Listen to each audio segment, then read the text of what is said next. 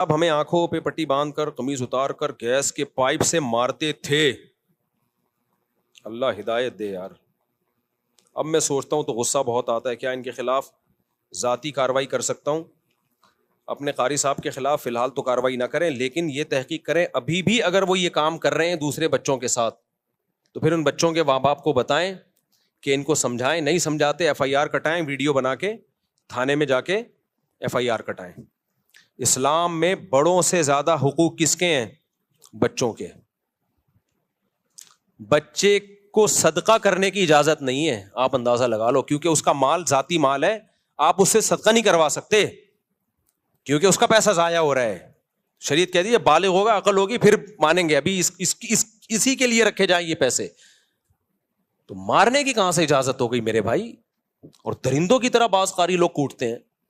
تو اس لیے مجھ سے لوگ پوچھتے ہیں کہ قاری بچوں کو مار سکتا ہے؟ میں جواب میں کہتا ہوں اس زمانے میں مارنا تو دور کی بات, کسی قاری کو, استاذ کو, چھوٹے بچے کی بات کر رہا ہوں, مارنا دور کی بات, ہاتھ لگانے کی اجازت نہیں ہے. ہاتھ لگانے کی صرف سر پہ پیار کرے بس, سر پہ ہاتھ رکھے بس, باڈی کو بھی ٹچ کرنے کی اجازت نہیں ہے. یہ فساد کا دور ہے. تو کسی بھی مسجد میں, مدرسے میں, اسکول میں, کہیں بھی ایسا ہو رہا ہے کہ قاری صاحب بچے کو تھپڑ مار رہا ہے, ماں باپ بولے بھائی آپ کو ہم نے پرمیشن نہیں دی ہاتھ لگانے کی. اس زمانے میں ٹھیک ہے وہ اب فتویٰ لائیں گے, جائز ہے نا, میں ان فتووں میں نہیں پڑھ رہا, میں بات کر رہا ہوں کس کی؟ اس زمانے کی. قطعاً اجازت نہیں ہے کیونکہ اس کی کوئی لمٹ نہیں ہے. آپ نے ایک تھپڑ کی اجازت دے دی, وہ 2 4 10 کوٹتا ہے, وہ اپنی ٹھڑک ہاتھ پاؤں ٹوٹتے ہوئے دیکھے ہیں میں نے قاریوں کے ہاتھوں بچوں کے.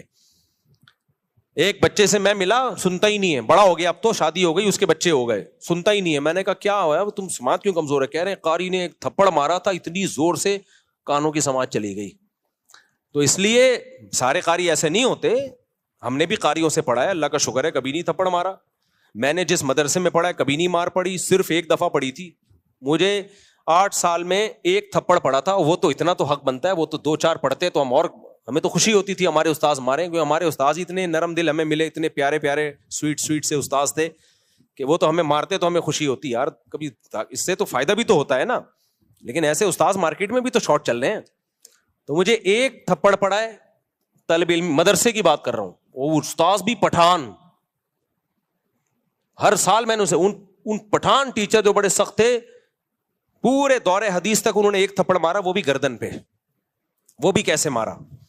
دور حدیث کا پرچہ, دور حدیث نہیں, اس سے پہلے جو موقوف علیہ ہوتا ہے, میں ایسے تیاری کر رہا ہوں, رات کو حاشیے دیکھ رہا ہوں, صبح پیپر ہے, ایک دم ایک غیبی آواز آئی نا, تو مجھے لگا کہ پہلے میں سمجھا کوئی فرشتوں کی آواز ہے کہیں سے, پھر مجھے لگا کہ کچھ محسوس سا ہوا یہاں پہ, کیونکہ تکلیف بعد میں ہوتی ہے, سنتا پہلے. اس تکلیف کی اسپیڈ سے آواز کی اسپیڈ تیز ہے.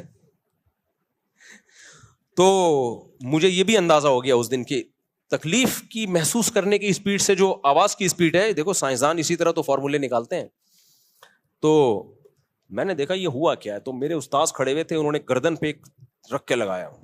انہوں نے کہا پورے سال تمیز سے محنت کرتے نا تو اس وقت ہاتھ پاؤں پھولے بھی نہیں. ان کو دیکھا امتحان میں تو ہاتھ پاؤں, تو ہمیں ذرا بھی دل میں ہمیں تو خوشی ہوتی تھی یار, ہم تو ویسے کہاں سے بخشے جائیں گے بھائی, تھوڑا سا استاذوں سے پٹ جائیں تو شاید اللہ بخشش کر دے, تو ہمیں تو خوشی ہوئی.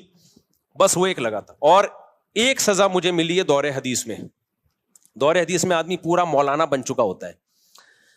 وہ ہو یہ رہا تھا کہ ہم رات کو مطالعہ کرتے تھے, صبح کوئی طالب علم کتاب اٹھا کے کہیں اور رکھ دیتا تھا, وہ صفائی والا, وہ کتاب ہی نہیں ملتی تھی. 2 4 دفعہ ایسا ہوا سبق میں بیٹھے ہوئے کتاب ہی نہیں ہے, وہ کتاب صفائی والا پتہ نہیں کہاں رکھ دیتا تھا. تو ہم 4 طالب علم تھے دور حدیث میں, چاروں کے پاس کتاب نہیں. تو ہمارے استاذ نے 2 دن 3 دن تنبیہ کی, اس کے بعد ہم چاروں کو مرغا بنا دیا.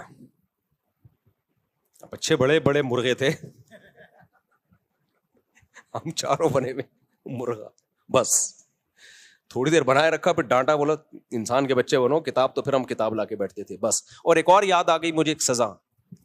وہ سزا یہ تھی کہ مجھے روزانہ میرا واش روم کا ٹائم اس وقت تھا جب کلاس شروع ہوتی تھی.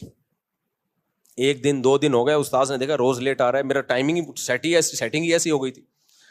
تو مجھے استاذ نے تھوڑی دیر کھڑا رکھا کہ آپ کو اب آنے کی چندہ ضرورت نہیں ہے. وہ بھی پٹھان استاذ تھے, بس اتنا. پھر بھی ہم ٹوٹا پھوٹا پڑھ ہی لیے نا یار, ہمیں جنگلیوں کی طرح کوٹنا پیٹنا مارنا، اس سے بچے کے اخلاق خراب ہوتے ہیں.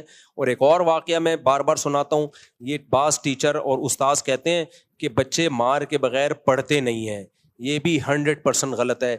ایک مدرسے میں نے چند دنوں کے لیے پڑھایا، بلکہ چند دن ہی 6-7 مہینے کے لیے پڑھایا. میرے پاس 50 بچے تھے، چھوٹے چھوٹے پدے اتنے سے، یعنی ایک کلاس کے 2 حصے تھے، سیکشن اے سیکشن بی ہوتا ہے نا. تو 50 بچے میرے پاس، 50 بچے اسی کلاس کے سامنے ٹیچر کے پاس، اور کتابیں دونوں کی سیم.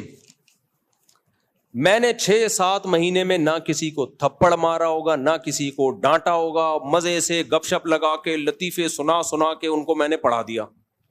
سامنے ٹیچر روزانہ بچے پٹ بھی رہے ہیں، کوئی مرغا بنا ہوا ہے، کوئی ایک ٹانگ پہ، کوئی ہیلی کاپٹر، کوئی بغیر کرسی کے بیٹھا ہوا ہے، سمجھ میں. اور میرے بچوں کا رزلٹ بھی وہی جو ان کے بچوں کا رزلٹ. میں نے کہا الگ الگ مدرسہ بھی ہوتا نا، میں کہتا ہے اس مدرسے کے بچے نالائق ہیں، یہ الگ الگ کلاسیں ہوتی، یہ الگ الگ کتابیں ہوتی، تو کوئی کہہ سکتا تھا بھائی وہ کتاب ایسی ہے جو مار کے بغیر نہیں پڑھائی جا سکتی، اور یہ کتاب ایسی ہے جو مار کے بغیر پڑھائی جا سکتی. میں نے کہا میرا ایمان اور مضبوط ہو گیا. یہ جو کہتے ہیں نا مار کے بغیر بچے پڑھتے نہیں ہیں، یہ ان کی اپنی ٹھڑک ہوتی ہے، گھر میں بیوی کے ساتھ ان کا جھگڑا ہوتا ہے، مسائل ہوتے ہیں، یا یہ خود اتنے پٹے ہوتے ہیں بچپن میں کہ وہ پٹائی آگے پارسل کر رہے ہوتے ہیں. تو ہم نے تو پڑھایا ہے بھائی ایسے، بچے تو ایسے چٹکلے سناتا تو ہنستے تھے، پھر پڑھانا شروع کرتے. بچوں کو بچوں کے اسٹائل میں پڑھانا پڑتا ہے. میں ترنم سے پڑھاتا تھا بچوں کو، ترنم سے ایسی سر لگا کے لے لگا کے، بچے بھی وہی لے میں یاد کرتے تھے. تو آپ کے اپنی بد اخلاقی ہوتی ہے، آپ کی اپنی ٹھڑک ہوتی ہے، آپ سمجھتے ہو کہ بچے مار کے بغیر پڑھیں گے نہیں. بچے پہ ہاتھ اٹھایا اگر آپ نے، بچہ معاف بھی کرے گا تو وہ معاف